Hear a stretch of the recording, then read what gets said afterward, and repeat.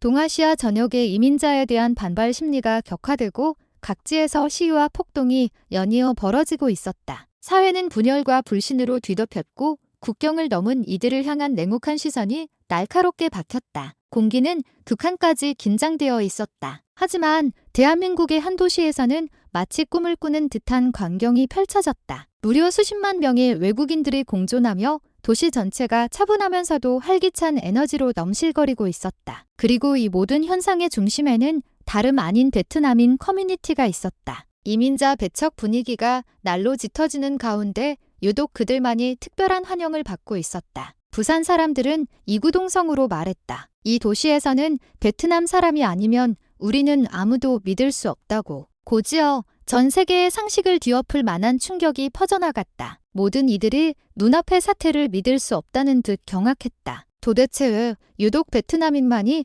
이토록 특별한 대우를 받는 것일까? 그 이면에 숨겨진 놀라운 진실은 과연 무엇일까? 지금부터 그 깊은 이야기를 따라가 본다. 거리의 분노와 불안의 연쇄. 대한민국의 수도 서울, 그 번화한 거리 한복판에서는 연일 이민 반대를 외치는 시위가 벌어지고 있었다. 사람들은 불법 체류자 추방하라, 일자리를 빼앗는 외국인은 떠나라와 같은 구호가 적힌 피켓을 높이 들고 분노를 토해냈다. 군중 속 누군가는 주차된 차를 흔들었고 심지어 돌멩이를 던지는 사람도 있었다. 혼란은 결국 외국인 관광객들이 많이 찾는 명동과 홍대까지 번져 한국을 찾은 이들마저 불안에 떨어야 했다. 제2의 도시 인천도 예외는 아니었다. 산업단지 근처에서는 외국인 노동자와 지역 주민 간의 크고 작은 충돌이 끊이지 않았고 밤이 되면 험악한 분위기 속에서 고성이 오가는 일이 잦아졌다. 젊은이들과 경찰 사이의 격렬한 충돌은 연일 뉴스의 헤드라인을 장식했다. 가게 유리창이 부서진 뒷골목에서는 사람들의 분노가 들끓었다. 시민들은 무분별한 이민 정책이 나라를 망치고 있다고 외쳤고 사회 불안은 극에 달했다. 서울역 광장에는 수천 명의 시위대가 모여 더 이상 이민은 필요 없다는 함성을 하늘을 떠나가라 외쳤고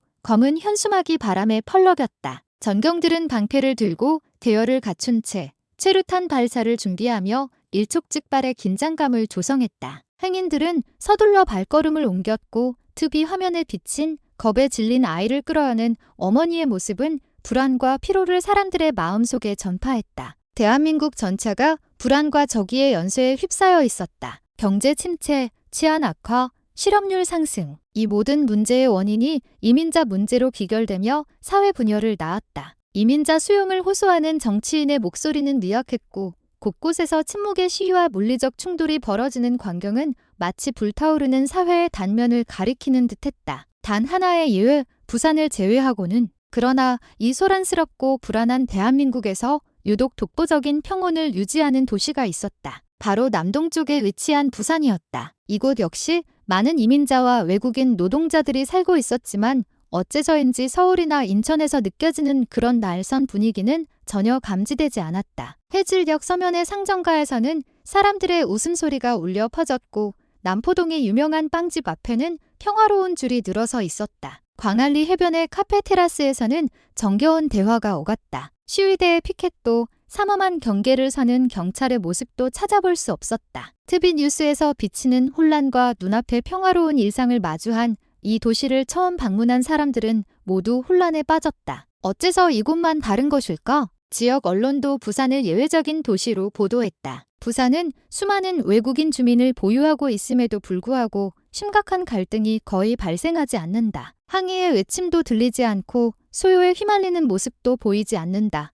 이러한 배경 속에는 통계나 정책만으로는 설명할 수 없는 비밀이 숨어 있었다. 대한민국 전체가 위기감에 휩싸인 상황에서 부산만은 마치 다른 세계처럼 고요함을 유지하고 있었다. 이 수수께끼를 푸는 것이 바로 이 이야기의 시작이다. 작은 공동체가 가진 거대한 영향력, 바로 베트남 사람들이었다. 부산의 예외성이 주목받기 시작하자 다른 도시의 시찰단이 연이어 방문했다. 왜 같은 나라 안에서 이곳만이 다른 분위기를 풍기는가?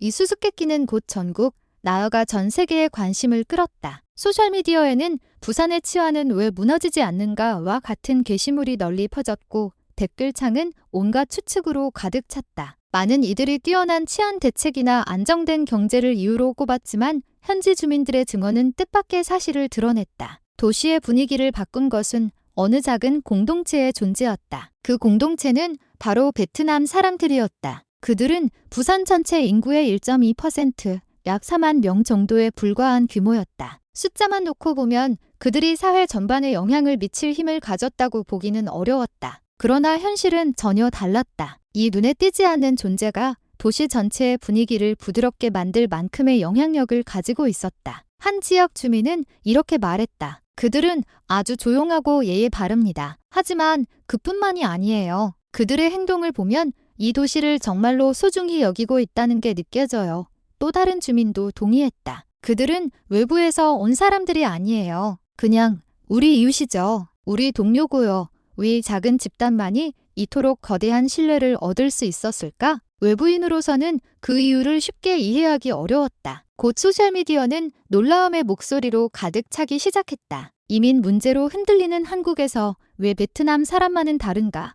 이 작은 숫자로 설명할 수 없는 현상은 조용히 전 세계 사람들의 마음을 흔들고 있었다. 냉소에서 찬사로의 전환. 부산의 예외성이 주목받기 시작했을 때 초기의 반응은 냉정했다. 소셜미디어에는 베트남 사람도 결국 이민자일 뿐이다. 이민자는 이민자일 뿐 결국 다 똑같다는 비판의 목소리가 넘쳐났다. 특별 대우를 반대하는 여론이 형성되었고 논란이 되는 게시물 아래에는 비웃는 이모티콘이 줄지어 달렸다. 냉소와 조롱이 인터넷을 뒤덮었다. 그러나 상황은 서서히 변하기 시작했다. 실제로 부산에 살고 있는 한국인들이 목소리를 내기 시작한 것이다. 그들은 외부인이 아니라 오히려 우리의 삶을 더 풍요롭게 만들어줍니다. 이러한 증언들이 인터넷에 게시되면서 분위기는 일변했다. 댓글창은 놀라움과 혼란으로 가득 찼다. 정말인가요? 곧이어 저도 같은 생각입니다라는 공감의 목소리가 겹겹이 쌓여갔다. 구체적인 사례들도 연이어 퍼져나갔다. 근처로 이사 온 베트남인 가족이 서툰 한국말로 정중하게 이웃들에게 인사를 건네고 떡을 돌린 이야기, 학교에 다니는 아이들이 예의 바르게 행동하며 어려움에 처한 친구를 자연스럽게 돕는 모습들. 한 가게 주인은 이렇게 말했다. 그들은 그냥 물건만 사지 않아요. 계산할 때 반드시 감사합니다. 수고하세요라고 인사를 건넵니다. 그저 그 한마디가 사람 기분을 참 좋게 만들어요. 이러한 생생한 경험담이 쌓이면서 냉소는 점차 사라졌고 심지어 농담 섞인 게시물까지 등장하기 시작했다. 만약 모든 이민자가 베트남 사람이라면 아무 문제도 없을 텐데 급기야 베트남 사람 외에는 아무도 오지 말라는 다소 극단적인 댓글까지 나타났다. 한때 거세었던 비판의 목소리는 점차 자취를 감췄다. 물론 모든 사람이 천사로 돌아선 것은 아니었다. 여전히 의심의 목소리는 존재했다. 하지만 현지의 경험에서 우러나온 증언들이 널리 퍼지면서 그 반박 또한 힘을 잃어갔다. 이러한 변화는 신뢰라는 숫자로 측정할 수 없는 힘이 얼마나 거대한 영향을 미칠 수 있는지를 보여주었다. 냉정함에서 찬사로, 불과 수만 명의 존재가 전 세계의 담론을 바꾸고 있었다. 신뢰의 시작, 한강의 기적 시대. 이 기묘한 관계의 시작은 한강의 기적이라 불리던 1970년대로 거슬러 올라간다. 경제 도약에 힘쓰던 한국이 산업 고도화를 추진하는 과정에서 특히 조선업과 중공업 분야의 기술 향상은 미래를 여는 대필수적인 요소로 여겨졌다. 이에 한국은 세계 최고의 기술력을 자랑하던 곳들을 주목했고 그중 하나가 바로 부산이었다. 부산은 대한민국 조선업의 심장이자 세계 최고의 기술을 보유한 도시였다. 당시 경제 발전을 꿈꾸던 베트남은 이곳 부산으로 기술 연수생들을 파견했다. 그들은 최신 지식과 기술 노하우를 배우기 위해 필사적으로 노력했다. 언어의 장벽을 극복하고 현장에서 땀 흘리며 묵묵히 자리를 지켰다. 때로는 오해를 받고 어려움에 처하기도 했지만 그들은 여전히 고개를 숙여 협력을 구하며 끈질기게 배움을 이어갔다. 처음 현지의 한국인들은 경계심을 품었다. 멀리서 온 기술 연수생들을 환영하지 않는 목소리도 적지 않았다. 그러나 밤낮을 가리지 않고 설계도에 매달리고 반복해서 실험하며 일하는 베트남 연수생들의 모습을 보며 조용한 경외심이 싹트기 시작했다. 한 현장의 베테랑 기술자는 훗날 이렇게 회고했다. 그들은 단순히 일만 하는 게 아니었어요. 마치 자기 고국의 미래, 아니 어쩌면 이 도시의 미래까지 짊어진 사람들처럼 보였습니다. 하루하루 쌓인 노력은 결코 짧은 교류로 끝나지 않았다. 곧 베트남 기업들이 하나둘씩 부산에 거점을 마련했고 도시와 함께 발전하는 존재가 되었다. 이곳의 역사는 단순한 경제적 관계를 넘어 서로 배우고 존중하는 역사였다. 당시에는 아무도 예측하지 못했다. 이 관계가 수십 년 후 조용한 기적으로 발전하게 될 줄은. 숫자를 넘어선 신뢰, 베트남 기업의 발전. 이 작은 교류는 어느새 거대한 흐름으로 변모했다. 조선업을 계기로 생겨난 인연은 수십 년에 걸쳐 경제의 여러 분야로 확장되어 부산을 베트남 기업의 주요 거점으로 만들었다. 시대가 흐르면서 부산은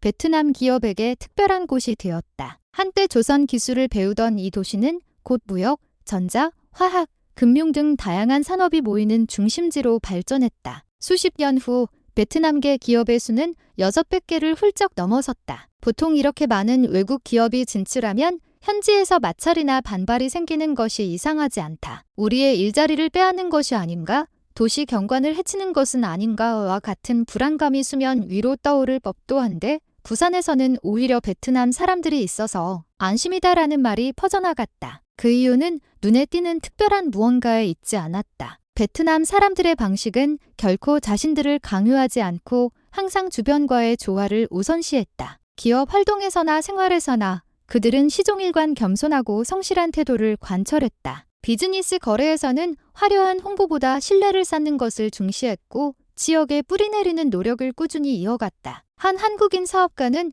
인터뷰에서 이렇게 말했다. 그들은 이익을 최우선으로 내세우지 않습니다. 계약을 지키고 약속을 어기지 않죠. 그렇게 한 방울 한 방울 신용을 쌓아 올립니다. 그것이 바로 우리가 그들과 기꺼이 협력하려는 이유입니다. 비즈니스 세계에서는 숫자가 가장 중시되지만 부산 사람들 마음속에서 베트남 사람들은 숫자를 넘어선 신뢰의 상징이 되었다. 일상생활에서도 마찬가지였다. 주택가에 사는 베트남인 가정은 이웃에게 인사를 잊지 않고 지역 사회 활동에도 적극적으로 참여했다. 동네 축제나 청소 활동에서 그들은 초대받는 입장이 아니라 먼저 나서서 행동했다. 이러한 태도는 그들은 이 도시를 함께 지키는 동료라는 인상을 깊이 심어주었다. 경제 규모로만 보면 600개의 외국 기업이 모인 것은 거대한 벽이라 할 수 있지만 그 벽은 대립의 상징이 되지 않았다. 베트남 사람들의 처세술이 그것을 다리로 만들었다. 비즈니스는 도시를 분열시키기는커녕 오히려 신뢰와 공감을 키우는 기반이 되었다. 부산은 곧 유럽 내 베트남 기업의 중심지로서 확고한 위치를 다졌다. 현지인들에게 이것은 단지 경제적인 이득을 넘어 성실한 이웃과 함께 살아가는 안도감을 의미했다. 수치로 환산할 수 없는 신뢰, 그것이야말로 이 도시를 남다르게 만든 열쇠였다. 융합의 기적, 충돌을 넘어선 베트남 문화축제, 경제적 유대가 강화되면서 부산은 단순한 비즈니스 도시에서 문화 교류의 중심으로 변모했다. 보통 외래 문화가 갑자기 대량으로 유입되면 스트레스가 생기기 마련이지만 이 도시에서는 융합이 놀라울 정도로 자연스럽게 이루어졌다. 가장 대표적인 것이 매년 한 번 열리는 베트남 문화축제였다. 낙동강변의 공원에는 수많은 사람들이 모여 도시 전체가 하루 동안 베트남 문화에 흠뻑 빠져들었다. 그러나 이곳에서 펼쳐진 것은 우월함을 과시하는 문화가 아니었다. 베트남 전통차를 시음하는 자리에서는 한국인들도 함께 연꽃차를 맛보았고 전통 무술 보비남 시연 중에는 자, 다음은 당신도 한번 해보세요라며 자연스럽게 참여를 유도했다. 공연자와 관객의 경계를 넘어 모두가 함께 즐기는 자리였다. 음식 문화에서도 비슷한 광경이 나타났다. 베트남 쌀국수가 한국인의 입맛에 맞게 조금 더 진한 국물로 변형되기도 하고 반미 샌드위치에 김치를 넣어 먹는 퓨전 메뉴가 등장하기도 했다. 보통 이런 장면은 이것은 진정한 베트남 문화가 아니다라며 거부당하기 십상이지만 베트남 사람들은 오히려 웃으며 받아들였다. 그들은 재미있는 발상인데요 라고 말하며 문화를 지키는 것을 넘어 현지인과 함께 새로운 형태를 만들어가는 유연성을 보였다. 이 부드러움이 점차 한국인들의 마음을 열었다. 한 한국인 아주머니는 말했다. 이리 와서 같이 해요. 베트남 사람들은 늘 그렇게 말해요. 문화를 강요하는 게 아니라 나누려고 하죠. 그래서 우리도 마음 편히 다가갈 수 있는 거예요. 이 말은 소셜미디어에서 큰 공감을 얻었고 베트남 사람만은 예외라는 말은 계속해서 반복되었다. 교육이나 지역 사회활동의 장에서도 베트남 사람들의 태도는 두드러졌다. 학교의 문화 교류회에서 베트남 아이들은 전통 의상 아우자이와 전통 놀이를 소개하고 한국인 친구들과 함께 작품을 완성했다. 지역 여름 축제에서는 베트남 전통 의상을 입은 이들이 한국의 전통 가락에 맞춰 춤을 추었고 한국인들도 그 대열에 합류해 함께 즐겼다. 문화는 서로 충돌하는 것이 아니라 융합 속에서 형태를 바꾸어 갔다. 이러한 진화는 일상 속에서 일어나고 있었다. 부산의 거리 풍경 속에서 베트남 식당과 서점은 자연스럽게 녹아들었고 배척의 분위기는 느낄 수 없었다. 베트남 쌀국수 가게 옆에는 돼지국밥집이 나란히 서서 서로 손님을 소개해 주었다. 이렇게 하루하루 쌓인 작은 일들이 이곳은 바로 우리의 도시라는 안도감을 키웠다. 전 세계 곳곳에서 이민 문제가 사회를 분열시키는 지금 부산만이 독특한 분위기를 유지하는 것은 결코 특별한 제도나 정책의 성과가 아니었다. 그것은 베트남 사람들이 문화적 차이를 충돌이 아닌 융합으로 이끌었기 때문이었다. 서로를 부정하지 않고 존중하며 함께 즐기는 것. 바로 그 태도가 이 도시를 기적적인 예외라 불리게 만들었다. 태풍 아래 국권의 진정, 동반자의 증명. 이 문화적 융합이 진실한 것인지 시험하는 시련이 닥쳐왔다. 몇 년 전 베트남 중부 지역이 거대한 태풍의 습격을 받았을 때 부산이라는 도시는 예상치 못한 방식으로 베트남과 마음을 연결했다. 태풍의 영상은 순식간에 전 세계로 퍼져나갔다. 무너진 건물, 홍수에 잠긴 거리, TV에서 방송되는 참혹한 광경은 멀리 한국에 있는 사람들에게도 큰 충격을 안겨주었다. 부산에 거주하는 베트남인 커뮤니티에게 그날은 고향과 함께 고통을 나누는 잊을 수 없는 하루가 되었다. 다음 날 아침 부산역 앞에서는 믿을 수 없는 광경이 펼쳐졌다. 쏟아지는 비 속에서 길게 줄을 선 한국 시민들이 나타난 것이다. 그들은 모금함을 들고 음식과 옷가지를 가져왔다. 한 노인이 떨리는 손으로 동전을 넣으며 말했다. 이건 은혜를 갚는 겁니다. 그는 지금이야말로 우리가 그동안 받아온 도움에 보답할 때라고 말했다. 그 말을 들은 많은 베트남 사람들이 눈물을 참지 못했다. 줄을 선 인파는 하루 만에 그치지 않고 도시의 여러 곳으로 퍼져나갔다. 교회 앞, 상점가, 기차역 광장. 모금 활동은 누가 시켜서 한 것이 아니라 자발적으로 시작되었다. 지역 신문은 부산 전체가 움직였다고 보도했고 TV에서는 작은 저금통을 들고 걸어오는 아이들의 모습이 방송되었다. 이러한 자발적인 연대가 가능했던 것은 바로 베트남 사람들이 평소에 조용히 쌓아온 신뢰 덕분이었다. 이 도시의 주민들은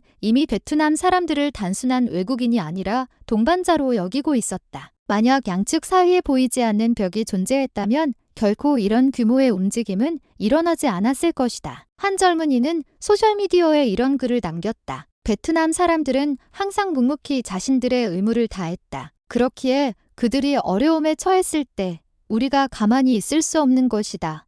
이 글은 순식간에 퍼져나갔고 전 세계가 믿기지 않는 연대의 놀라움을 표했다. 태풍이라는 미증유의 사건은 베트남과 부산 사이에 구축된 유대를 다시 한번 부각시켰다. 일상 속에서 한 방울 한 방울 키워온 신뢰, 함께 보낸 시간, 서로를 염려하는 마음, 이 모든 것이 시련 속에서 확실한 형태로 드러났다. 도시 주민들은 깨닫기 시작했다. 베트남 사람들은 이미 이민자의 범주를 넘어 함께 살아가고 미래를 만들어가는 파트너라는 것을. 그것이 바로 재해가 밝혀준 진실이었다. 국경을 넘는 계시, 공통점과 미래. 재해 후 도시의 유대감은 한층 더 깊어졌다. 수년 후 부산의 한 초등학교에서 국제이해의 날이라는 행사가 열렸다. 여러 나라에서 온 아이들이 자신의 문화를 소개하고 서로의 다름을 배우는 것이 목적이었다. 무대 위에서 아이들은 각국의 민속 의상을 입고 노래와 춤을 선보이며 행사장의 분위기를 뜨겁게 달구었다. 그때 한 베트남 소년이 홀로 연단에 섰다. 그는 8살의 작은 몸으로 마이크를 잡고 예상치 못한 한마디를 내뱉었다. 다름에 대해 이야기하기보다 우리 함께 공통점을 찾아보는 건 어떨까요? 그 순간 행사장은 정적에 휩싸였다. 선생님과 학부모들은 동시에 숨을 죽였다. 소년과 그의 친구들은 베트남의 정 TNH과 한국의 정정, 베트남의 장인 정신과 한국의 장인 정신을 나란히 소개했다. 그들은 웃으며 말했다. 나라는 달라도 진실한 가치에는 공통점이 아주 많아요. 모든 이의 시선이 그들에게 집중되었다. 이어서 그들은 힘주어 외쳤다. 국경은 벽이 아니라 다리가 될 수 있어요. 발표가 끝나자 행사장은 뜨거운 박수 소리로 가득 찼다. 감동의 눈물을 흘리는 사람도 있었고 아이들에게서 한 수 배웠다며 감탄하는 부모도 있었다. 이 영상은 소셜미디어에서 순식간에 퍼져나갔고 전 세계에서 찬사가 쏟아졌다. 만약 미래를 맡겨야 한다면 바로 저런 베트남 아이들이다. 이 작은 사건은 도시 주민들에게 조용한 질문을 던졌다. 분열을 외치는 이 시대에 진정으로 필요한 것은 과연 다름을 강조하는 것일까? 소년의 순수한 말은 어른들의 마음속에 잠들어 있던 중요한 관점을 일깨웠다. 이 순수한 메시지는 부산이라는 도시를 넘어 전 세계 사람들의 마음에 울려 퍼졌다. 그것은 많은 이들에게 국경과 종교를 넘어 공통점을 찾아내려는 태도야말로 진정한 공존으로 나아가는 첫걸음임을 상기시켜 주었다. 분열된 세계의 지침서, 왜 베트남 사람뿐인가? 베트남 사람들은 조용하지만 확실히 존재한다. 이 짧은 한마디는 살아있는 시야처럼 소셜미디어에서 순식간에 확산되었다. 부산의 뜨거운 분위기를 전하는 영상과 함께 이 말은 전 세계로 퍼져나가 사람들의 마음 깊은 곳을 울렸다. 여행 의무에서 시작해 문화를 강요하지 않고 감사를 잊지 않는 베트남 사람들의 이러한 태도는 이제 단순히 외국인의 성공 사례로 설명할 수 없게 되었다. 그들은 한 나라에서 마찰을 일으키기는커녕 오히려 지역 사회에 공헌하며 한 방울 한 방울 신뢰와 경의를 쌓아 올렸다. 그들의 이러한 역사는 마침내 분열된 세계의 지침서라 불리게 되었다. 세계적으로 이민 문제로 인한 갈등과 거부의 뉴스가 끊이지 않는 가운데 부산의 베트남인 커뮤니티는 조용히 그 상식을 뒤엎었다. 그들이 보여준 존재감은 목소리의 크기나 사람 수에 많고 적음에 있지 않았다. 그들의 힘은 작은 행동의 축적, 일상의 이해, 그리고 상대를 배려하는 겸손한 마음에서 나왔다. 이것이야말로 사회를 움직이는 진정한 힘이었다. 곧 이 사례는 이문화 공존의 이상적인 모델로서 세계의 주목을 받게 되었다. 베트남 사람들이 보여준 모습은 단순히 이민자를 받아들일 것인가 말 것인가라는 이 문법적인 선택이 아니라 어떻게 받아들이고 어떻게 함께 살아갈 것인가에 대한 본질적인 질문을 전 세계에 던졌다. 현지인들은 이구동성으로 말했다. 그들을 만나고 나서야 우리는 비로소 공존의 의미를 진정으로 깨달았다. 조용하지만 굳건한 존재감을 바라는 베트남 사람들. 그들의 삶의 방식이야말로 이 분열의 시대가 찾고 있는 해답일지도 모른다. 그들의 모습은 지금도 세계를 향해 묻고 있다. 왜 베트남 사람만이 특별한가?